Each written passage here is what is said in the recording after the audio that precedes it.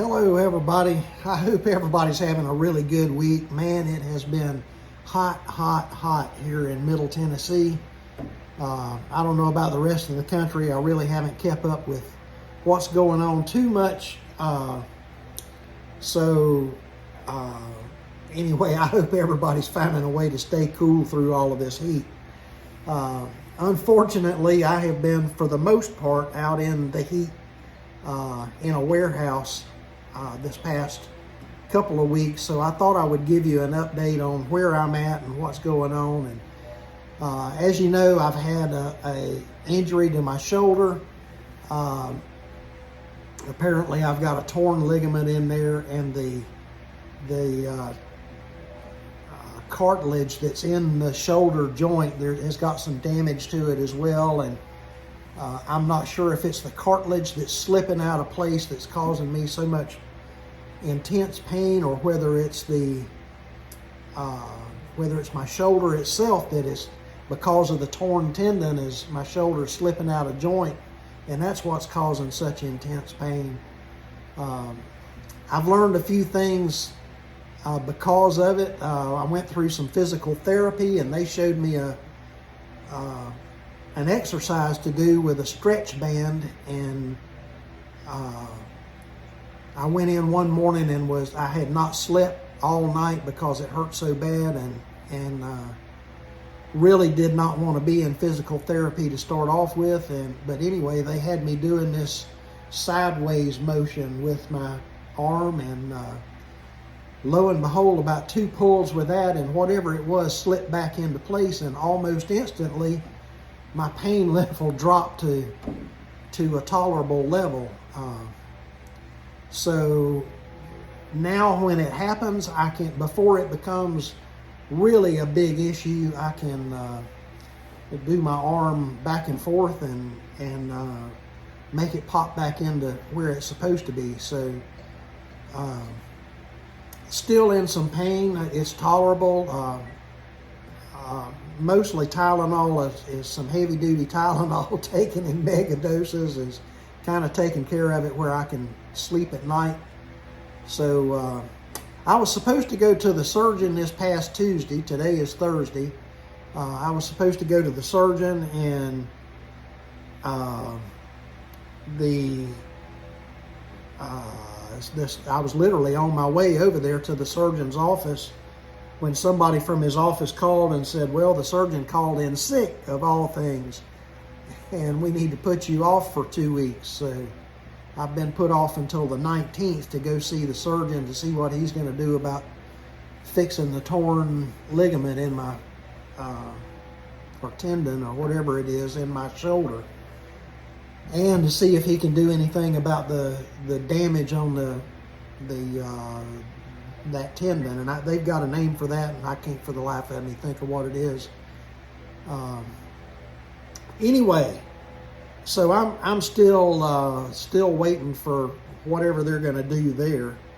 In the meantime, Crete has me working for a nonprofit, and I was able to choose the nonprofit that I've been working at, and I'm not going to blurt out the name of that, but I will tell you this, that it's a nonprofit that helps families. They help people that are in need, people that are going through a crisis, whether it be a loss of their home, or whether it be a death in the family, or whether it be an illness that an injury or an illness that doesn't allow them to work, so they've lost their job. And anyway, it really helps families, and it helps people as well, single people, a lot of homeless people. And this has been a real interesting couple of weeks. For the most part, I work back in the warehouse. They take in donations, kind of like Goodwill does. They take in donations of all kinds of stuff, from furniture to household goods to clothing to food. A lot of the grocery stores and convenience stores and that sort of thing that have an abundance of product donate to this place. Publix has been especially good about donating not only food, but they've donated coolers and freezers, and so it's a big outfit, and they really do help people. It's really, I would say unnerving, but that's not really the word for it. Whenever you see a family, today for instance, I had what appeared to be a single mother come in with 4 children, and one of them was still being carried around in a carriage, so it appeared to be maybe, I don't know, a little over a year old maybe, or somewhere there about a year old, and then one about 4 years old, and then a little girl about 4 years old, and then 2 boys that seemed to be, maybe the oldest one was about 11 or 10, and one about 9 or so. So literally stair steps. And she seemed to be a single parent with these 4 children. So she really needed help. She needed clothes for the children. She needed food. She really had her hands full. But you know, it's really sad to see families in need like that, and it's an everyday, all-day thing. Whenever they have me working in the area where I'm actually helping people, some people come in that are homeless, and they'll tell you their story, and you know, you never know why people are out on the street. It's not really any of my concern or my business. My concern is to get them, if they're hungry, to feed them. If they need clothes, people have donated clothes to this place, so I try to find the right clothes for them that'll fit them. And some of them need clothes in order to go to a job interview or whatever. So with those that are trying to seek work, we try to help them a little bit extra and get the best looking clothes that we can, so that they can go and get their job interview and hopefully get a job. Anyway, it's amazing at the amount of people that come through there. These people can only come through once a month. So when they come in, it's a big deal to try to help them out and get what they need to get them not totally out of a crisis, but to help anyway. And that's, you know, that's what I'm all about. For years and decades, if you knew anything about my past and whatever, you'd know that I've made it a real life mission of mine to try to help people any way that I can. It's why I'm doing these videos right now, to try to help younger drivers and other drivers that are maybe struggling, that I can help them with things that I've come into and experiences that I have had, that maybe I can help you weave your way through the difficulties and struggles that you're having. But anyway, people donate stuff, some of the clothing and whatever. Of course, we get an abundance of clothing, which it is a good thing, because we have a lot of clothing that goes out. It comes in the back door as a donation, and it gets sorted out to make sure it don't have any rips or stains or whatever on it, and we send it out the front door to people that are really in need. Other stuff that has rips or stains or whatever, we have a third world country that takes this stuff by the container load, and we send clothing to them as a outreach ministry and a mission to help not only people here locally, but to help people that are in foreign countries, and they really don't care if it's got a little stain or a rip or whatever. They're just glad to get any kind of clothes. So nothing goes to waste there. They throw away very little, and they do a lot of recycling of the cardboard and stuff like that. Furniture, they have a mission where they have a little over a dozen men that have come in through the program that have that are trying to turn their life around and get their feet back on the ground, and they have some living quarters for them. They do everything they can to try to help these men get a job and keep a job, and to get them to work and back and forth and whatever. So a lot of times these men have no transportation. So one of the missions of this particular outfit that I'm working for, they take in bicycles, and they have a guy there that spends all day, every day fixing up bicycles. And these men that are going through the program and learning how to be good employees, let's put it that way, how to show up on time, how to be a good employee, and how to do what the boss wants, and to start climbing your way to get a better job. And they give them a bicycle so that they have their own transportation back and forth to work. It's not a car, it's not anything else, but it helps. It really helps. And it gives these people a certain amount of independence so that they can go and start out on their own and get everything, a second beginning in their life. They have other counselors there that help families and help that are in crisis, that have lost a home for whatever reason, or they've lost a loved one and now they're in a crisis because the breadwinner of the family, there is no breadwinner and they have no income. And so they work out programs to get a productive family there, whether it be a job for the mom and daycare for the children, or anyway, they try to work things out, and they're really good at what they do. So now, as far as me getting back on the road again, I have been and as far as truck driving, I have been in touch with some drivers over the last couple of weeks. Some of my buddies that I talk to regularly. One of them is Old Snapper. If y'all don't listen to his YouTube, you really need to. It's Trucking with Old Snapper. You can Google him on here. Really, really good guy. Really puts out some good information. He's really a good one to listen to. So he will help you as well. He tries to be honest with you and to really put out some good, helpful content. So anyway, he's one of the guys that I have been talking to, along with some other people that I know that have been drivers for quite a while. And some of them one of them in particular has given up on driving altogether. He tried to make a go of it as an owner-operator, and it was not really good, and he ended up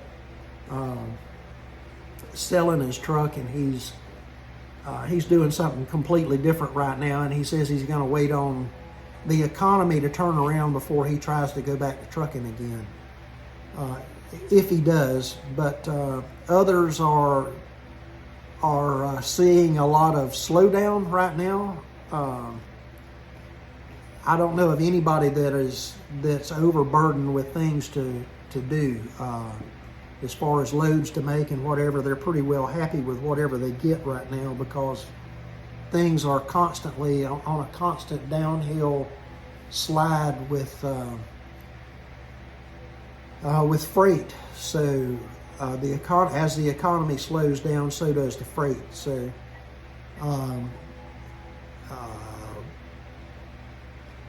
there's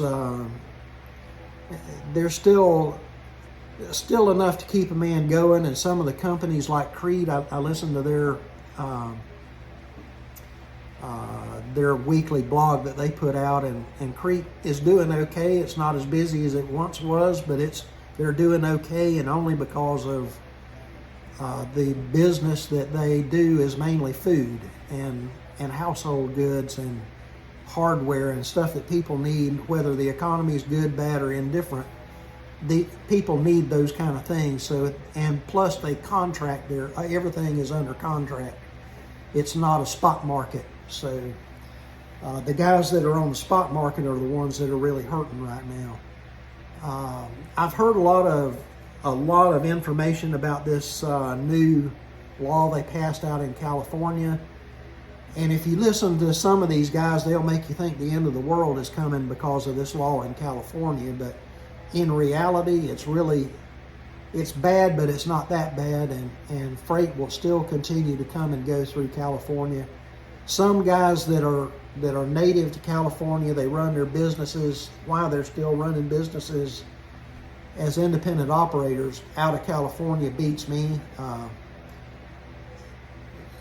I really don't know. It seems like they'd move out and call their home somewhere else. But those are the guys that seem to be hurting the worst, are the independent owner operators. And not all of them, it's just a few of them that it's affecting. Anyway, I hope this is not a big trend in the industry. I think things will turn around. I'm always an optimistic type of person anyway. It looks like I'm going to be out of work if they do surgery on this. I don't know what the story is right now. I won't know until the 19th. But if they do surgery, it looks like I'm going to be volunteering.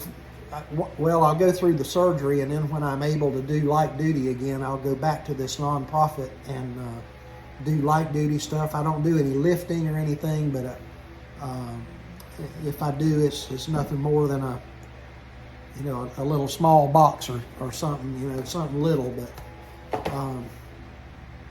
anyway, I've learned how I can move and how I can only raise my arm so far.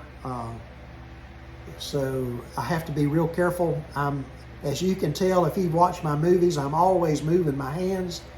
And I get to talking to my wife sometimes, and she'll ask me about something, and I'll go, well, look over there, and I'll point, and I point that way, and what does she do? She looks this way. Where? And I go, over here. And whenever I do that, if I go much further than that right there, pointing in that direction, the pain is unbelievable. So I have to really watch what I do. But anyway, hopefully they'll fix that and get me back to going again. In the meantime, this house that I'm in was built in 1830. What you're seeing here behind me is all, it was originally a Methodist church. And on the other side of that wall right here, this actually, what you see is a built-in china cabinet, was a door that went to the parsonage next door. Half of the house was a parsonage, and half of the house was the church. Of course, they've added on to all this and added some rooms in and whatever, but this was a Methodist church. And I did some digging in history, and this was occupied by both the during the Civil War, it was occupied by the Confederates, and it was occupied by the Union Army. There's a big battle about 3 miles down the road. There's a hill with a valley in between and a hill on the other side, and that valley, somehow the Confederates got trapped in that valley, and the Union Army run them up and got the advantage of them being at the top of the hill. And once that happened, then they bombarded the valley. So I've got friends that have been down there hunting with a metal detector, and they found all kinds of bullets and cannonballs and all kinds of stuff like that. One of my buddies owns a piece of property at the top of the hill, and he's found artifacts up there that once I told him what I had found and the history of this whole road, and he's going, well, that explains this, and he'd get on a story. And anyway, but anyway, this house was built in 1830. It's a corner lot on a busy intersection, and whenever I bought it, because of the expansion of the cities and towns here in Middle Tennessee and the way everything is just expanding, I bought this house as a repo, and it was by Fannie Mae, and I bought it from Fannie Mae for cash, and I got a really, really good deal. But now the house needed a lot of work. It as I said, it was built in 1830, and it needed an awful lot of work.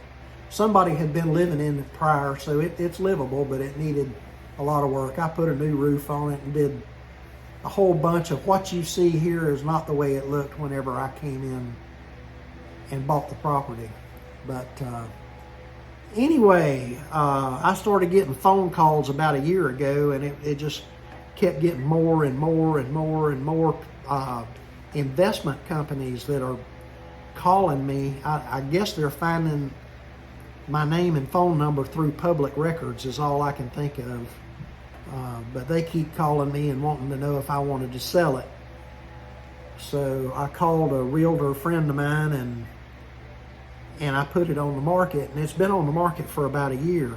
And anyway, this past week we got an offer on it, and I counter offered, and now we've got a counter offer that I will most likely accept. So the closing time can be any time between now and 8 months away. So I don't know, somewhere, hopefully I'll get moved before I go back on the road again. So I may not be in this house, but I'm doing okay. I can get somebody else to pick up all the stuff and move it for me. That's no big deal. I just need to go. So anyway, I will try to let you know. I really don't have anything to tell you right now. If something really news comes up that that I become aware of, or something unusual, I'll let you know. I will say this, that so far Crete has done everything they said they'd do. They have treated me really well. They're not calling and bugging and hounding me every day. They are absolutely, the checks are right on time every week. I have no problems, no issues there. So they're doing fine. I'm not making the money that I would make if I was out on the road. But then again, I'm not spending the money that I would spend if I was out on the road either. So it all kind of balances out. And so I'm okay. I'm not, I'm not really gaining anything, but I'm not losing a whole lot either. So,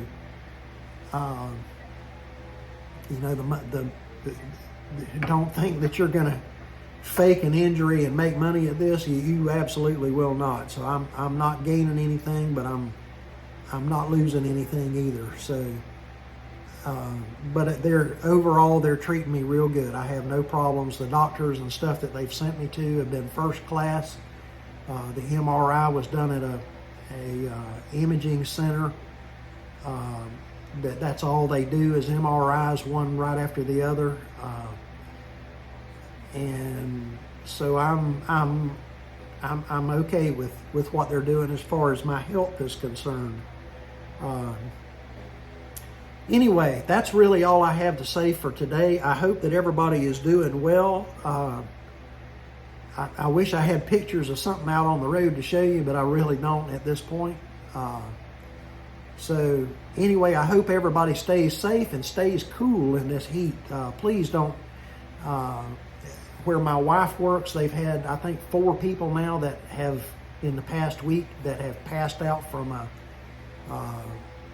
I guess a heat stroke is what you call that, or passed out from the heat anyway, and had to be taken to the hospital because of passing out at work because it's so hot. So please stay out of the heat. Try to stay cool, stay comfy. If you're going down the road right now, I'm jealous of you because I'd really rather be out on the road running. Trust me. And the thing that really disappointed me, I know it was coming and I knew they had to do it, but when they sent somebody over to my truck was sitting out in my yard, and they sent somebody over to pick it up, and man, that's, to be a truck driver and not have a truck, that is a very, very disappointing feeling and very sad feeling. So I've kind of got over it now, but trust me, I would really, really rather be out on the road. Anyway, I hope everybody is doing well. Please make comments if you'd like down below. I really like hearing from you. And if you got any questions, I'll do my best to answer them. I really like hearing from you. If you're not a subscriber, please consider subscribing to my channel. I really would appreciate it. Thanks a bunch, and we'll see you soon.